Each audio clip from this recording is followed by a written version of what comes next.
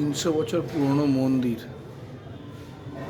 আমি যাদের নিয়ে এসেছি, মঞ্জু চ্যাটার্জি ওনার নাম।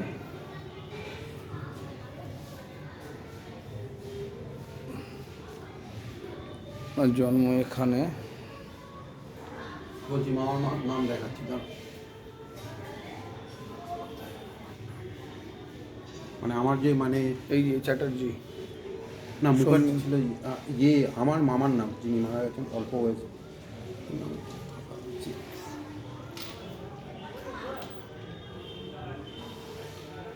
এই যে এই যে এই যে এই যে এটা হলো মায়ের মামা শিশির চ্যাটার্জি।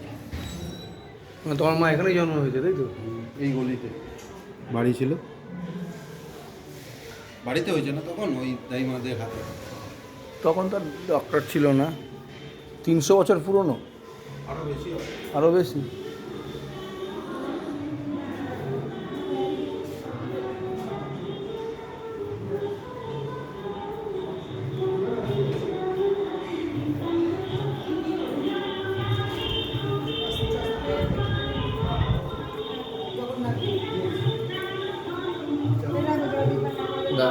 এই হচ্ছে কাকিমা, আর এখানেই জন্ম।